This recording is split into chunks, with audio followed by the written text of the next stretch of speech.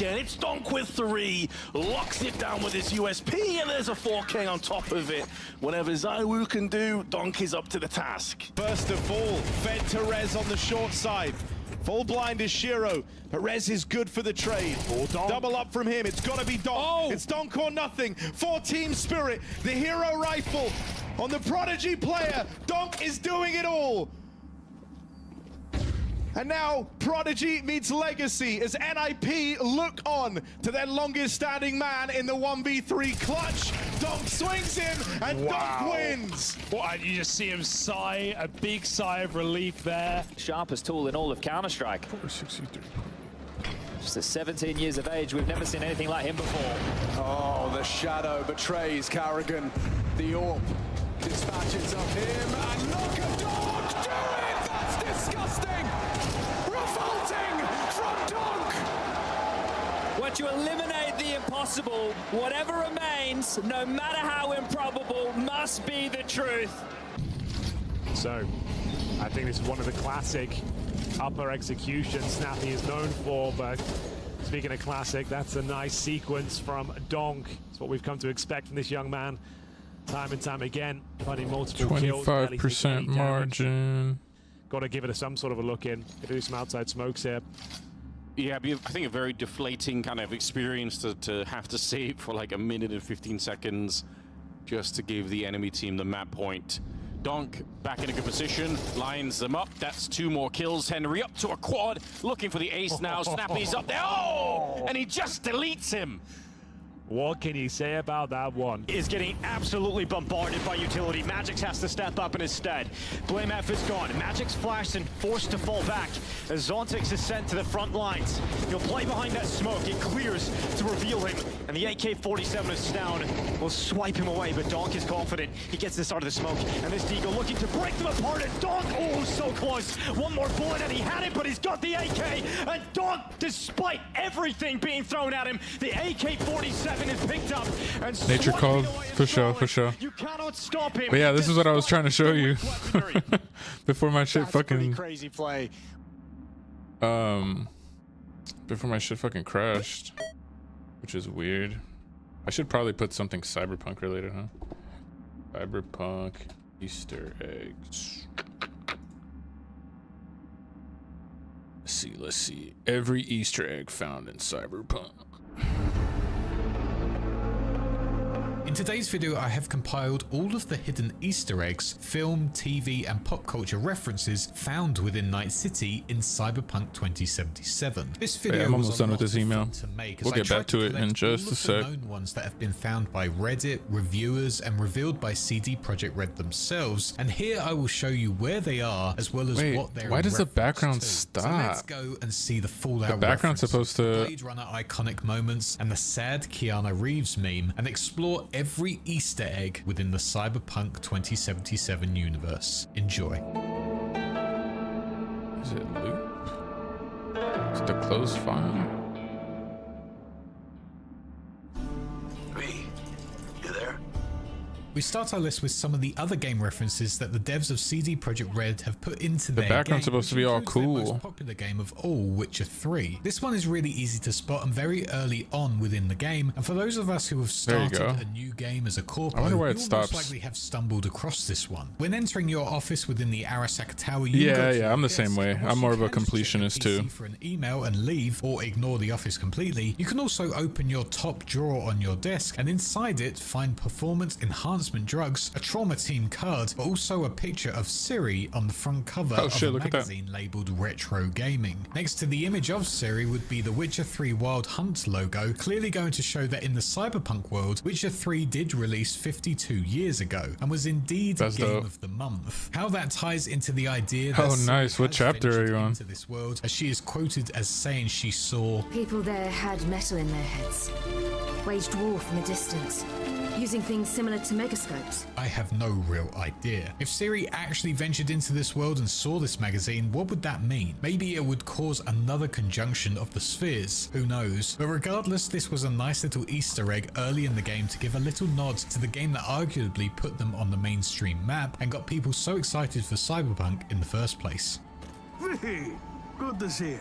Another nice little Witcher 3, or rather Witcher reference, is found within one of the arcade games known as Roach Race, where you play as a moderately fast running horse that has to make its way across familiar looking lands, dodging obstacles in its way. To those who love The Witcher, this will be a clear reference to Geralt's horses that he always names Roach. This game clearly shows our beloved Witcher's horse running through all of the continent in places such as Kaer Morhen, Novigrad and the Isle of Mists, as it avoids obstacles and even wild griffins flying over the world, which is also more proof that this is a Witcher thing if the locations and name wasn't enough for you already. When this game launched within the universe as well, a review did at the same time, which is a very funny nod at how game reviews, or rather Steam reviews, are worded and written, as it states. I consider myself a real gamer, and I gotta admit, Roach Race was one of the titles I've been looking forward to all year. Nostalgia can be a bitch sometimes, but the devs really delivered on this one. It's an arcade game comparable to the great classics. Gameplay is fairly balanced, and I've sank countless hours into the game already. Devs really took Bushnell's lore to heart, as the game is easy to get into, but even the hardcore player's mettle will be tested, while being quite simple in its nature. I couldn't be more excited about pro tournaments and seeing the scoreboards of players from all over the world. Sometimes it feels like you can't beat simplicity in its beautiful arcade form. Wink face.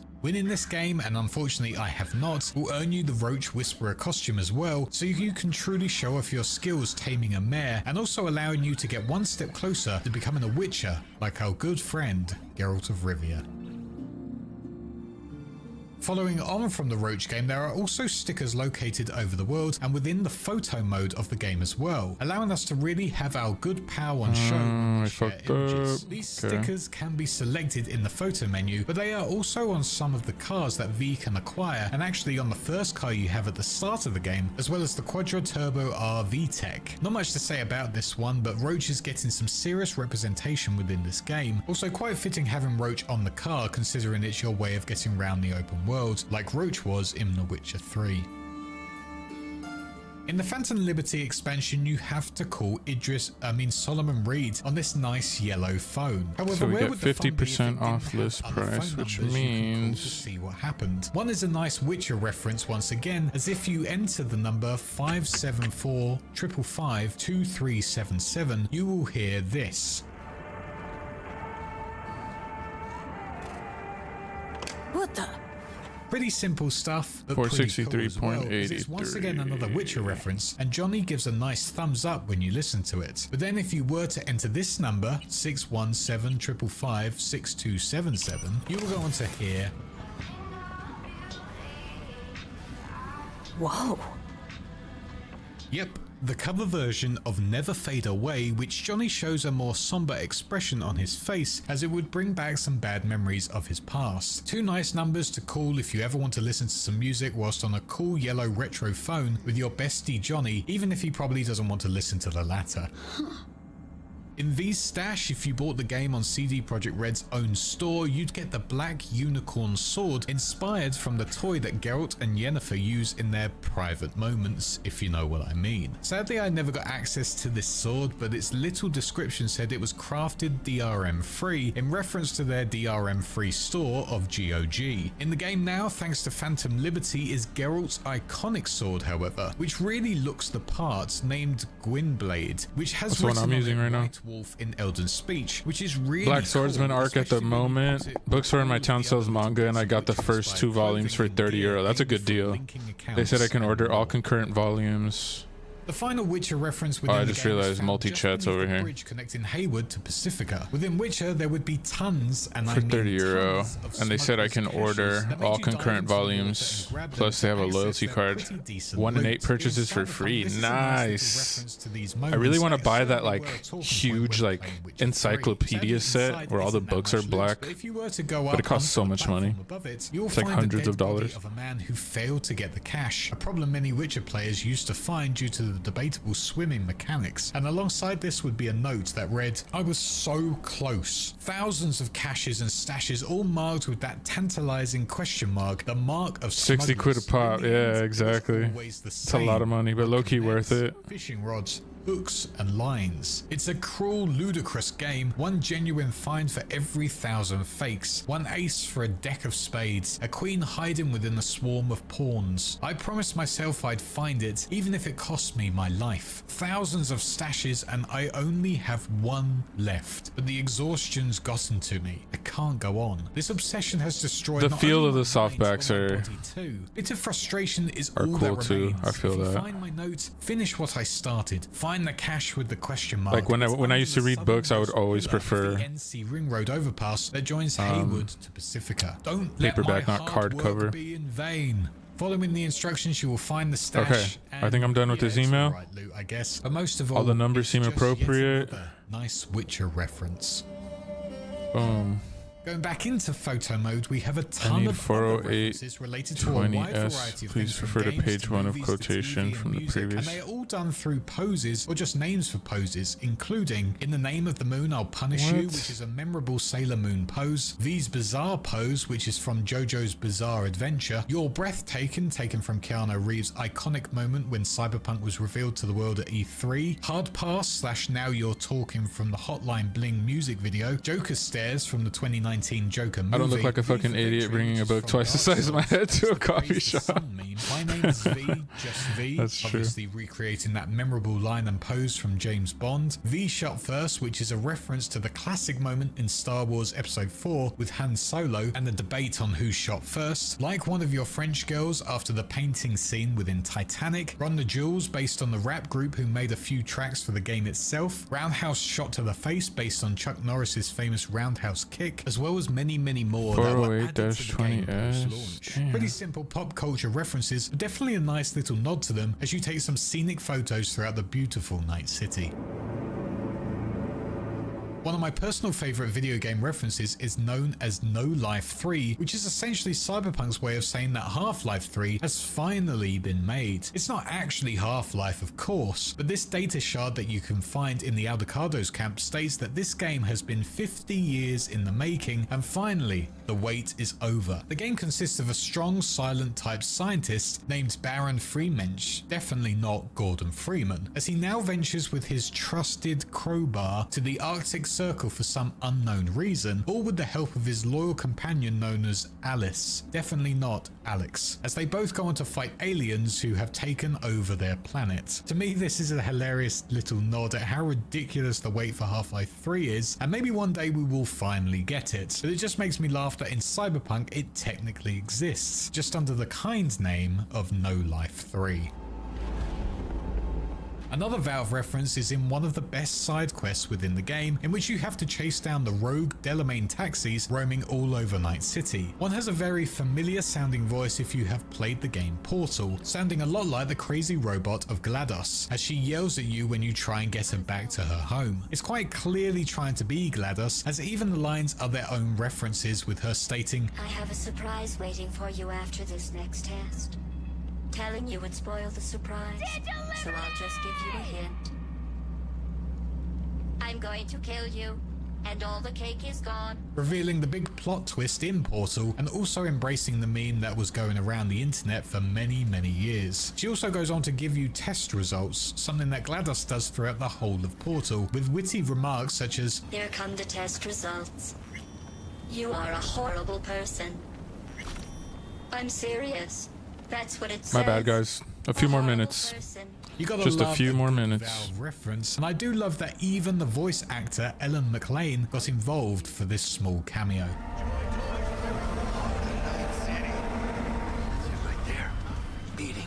Speaking of cameos, one of the biggest ones is if you go the background exploring when stopped you again. first enter the Konbeki That's Plaza. interesting. If you go around towards the bar like any sane person should, you will go on to witness one of the gaming gods themselves, as they make their nice little cameo for the game, actually putting themselves through the full modeling process just in 443 times 2 is 886. Sitting there with a 886. spotlight type lighting on him is Jeff Keighley's idol and god, Hideo Kojima, who was always a 443 huge divided fan by of Cyberpunk, that he just had to get involved. Funnily enough, a lot of people didn't stumble into him until Reddit posts spoke about it. I guess he just wanted to be a recluse and chill in a nice Arasaka bar whilst V and Jackie get up to their mischief.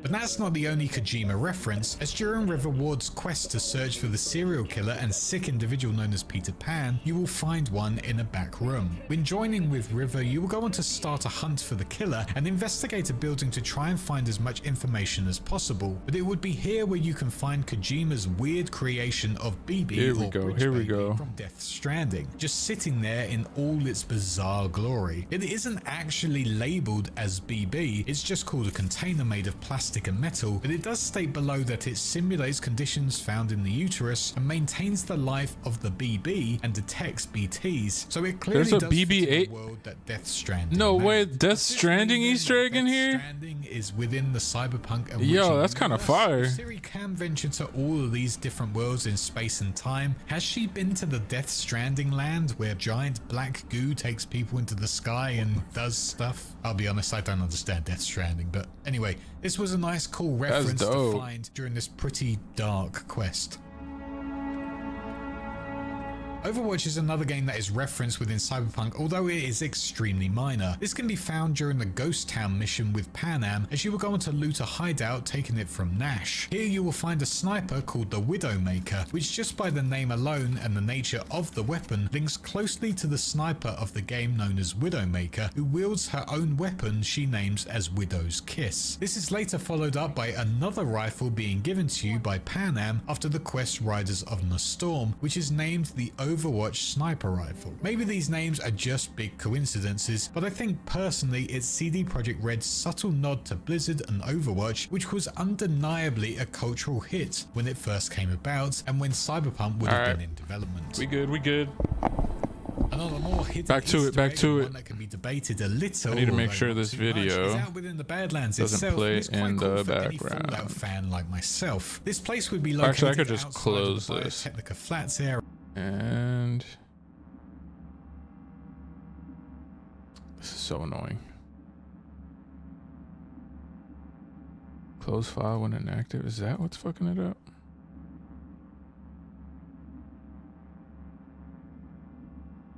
Maybe we could try this one.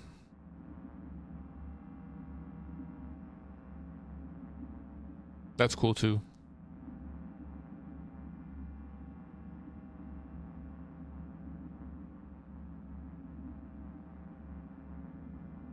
And we're back. My bad, y'all. Technically, I'm at work, but you know how we do. Hey everyone, feels great to have you back.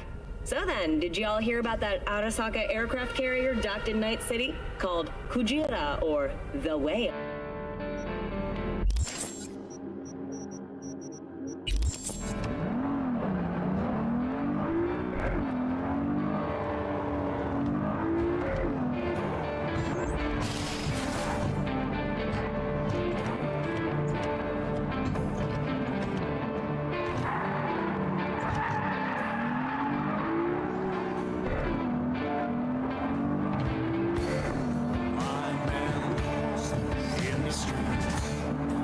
Oh, what? I left this bike here like forever ago. That's crazy that it's still here.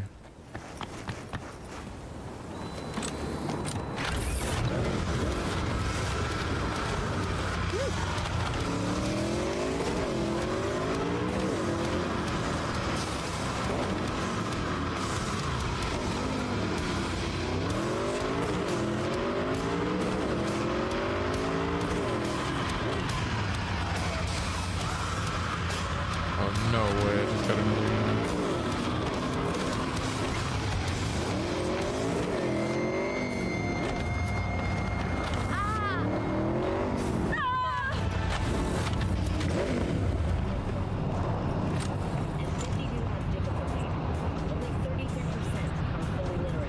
Organic food continues to be a major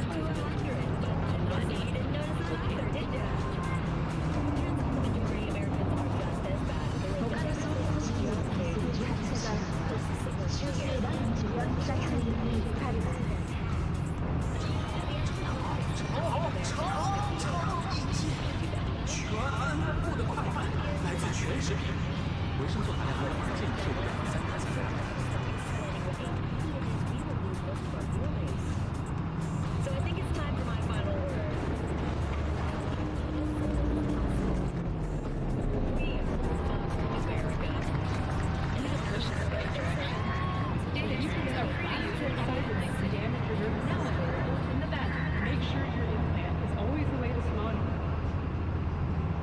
다른 운전자를 상대로 총기를 사용하는 경우 수정헌법 제2조의 보호를 받을 수 없습니다. 이거네요. 지루하고 싸죠. 이제 그만 로만티코의 16가지 새로운 맛을.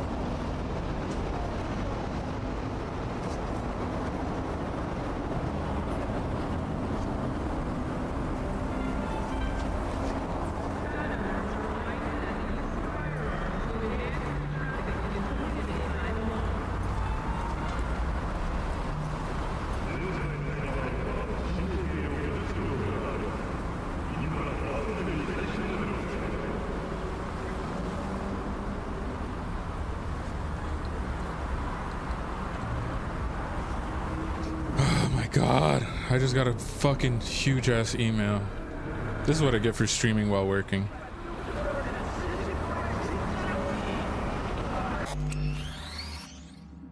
Of course I would fucking get this. Overwatch, which was undeniably a cultural hit when it first came about and when Cyberpunk would have been in development.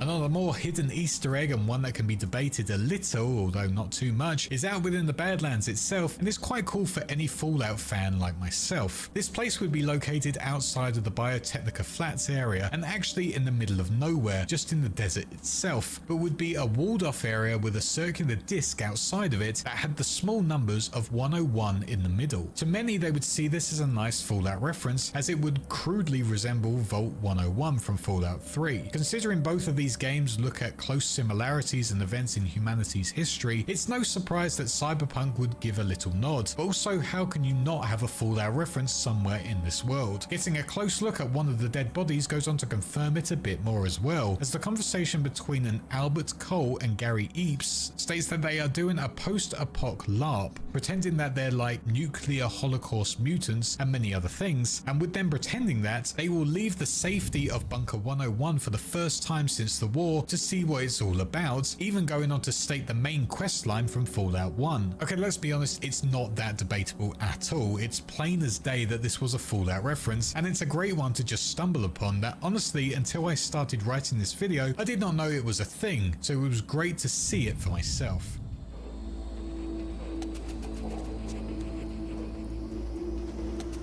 There's a couple of GTA references within Cyberpunk as well, the first being the recreation of Grove Street out within the 6th Street gang occupied area, which is the spitting image of how it looks, but the main one comes from one area where a couple of bodies are found. Following some train tracks out within the Badlands once again, you will find 2 bodies lying dead as well as a toppled over motorcycle. On one of them is a documented conversation between 2 members, one JC and Little Smoke, where they talk about following a train. Little Smoke gets annoyed annoyed at JC for not following the instructions, getting muddled, and the last message being, all you had to do was follow the damn train, JC. If you hadn't spotted it, but this is a massive reference to the iconic quote from GTA San Andreas with CJ and the train. Very simple and very funny, and once again, like with the Fallout one, so out of the way that it's just great when you accidentally stumble across it.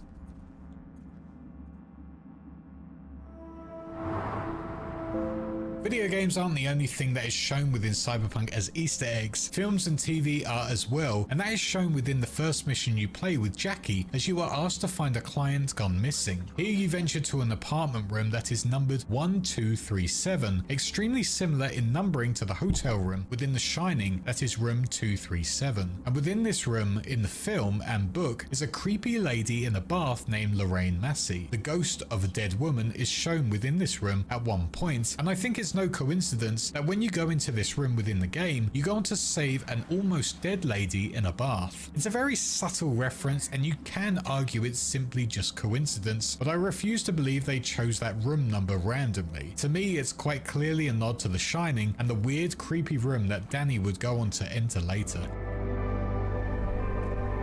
Another very subtle Easter egg is within V's apartment itself, more specifically within their bathroom, where you will see 3 seashells right next to the toilet and no toilet paper to be found. This is a reference to the sci-fi comedy film known as The Demolition Man, featuring Sandra Bullock and Sylvester Stallone, where Stallone finds himself in a different future world and gets extremely confused with the fact that his toilet doesn't have toilet paper and instead states there is only 3 seashells on a shelf, in which everyone laughs at him like he's an idiot. This whole scene is just a ridiculous throwaway gag, but it got people theorizing about how the seashells actually worked, and clearly the people at CD Projekt Red enjoyed this moment so much they gave V the same treatment, making them use seashells to clean themselves after using the loo. A pretty funny small reference that to most will not be realized unless you've seen the weird and wacky 90s film of The Demolition Man.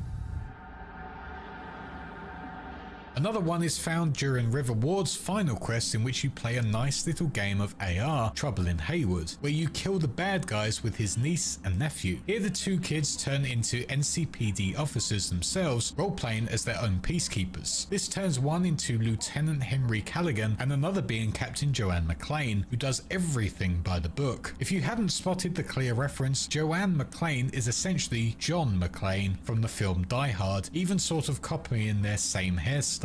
It's a pretty funny little nod to this classic Christmas film, but also quite cute to imagine that this little girl not only really looks up to her uncle's role in society, but also is a massive fan of Die Hard and wants to be John McClane herself. Either way, a nice, very small reference once again. There are a couple of really funny Easter eggs that cover films here, and I'll start with the small one of Pulp Fiction, where just outside of V's mega apartment complex, there is a bit of graffiti on the wall that simply says, "Does he look like a bitch?" which is a reference to one of the funniest scenes in the Tarantino film I've watched. But one of my favorites is found here at the pumping station in Wellsprings, a simple wall that reads platform 69 3/4, and at first you're probably thinking, nice, but what's the catch? And this actually goes back to when the game first launched. Apparently, this wall here had NPCs constantly walking through it, as there really wasn't a solid surface, so they would just cut the corner. Now, after the many patches, this area was given the name in reference to platform 9 3/4 from Harry Potter, the part of the station where Hogwarts students would walk through the wall to get to their Hogwarts Express train, also saying that nervous students should run at full speed so it doesn't feel as scary. Now, with this wall being fixed by the Wizards of Cyberpunk or whatever, it's found some pranksters who encourage people to run into it to see what happens, and because of it, this poor individual has paid the price. I just think this is a hilarious way of acknowledging how buggy the game was and the problems it had, and also referencing an extremely popular franchise with it.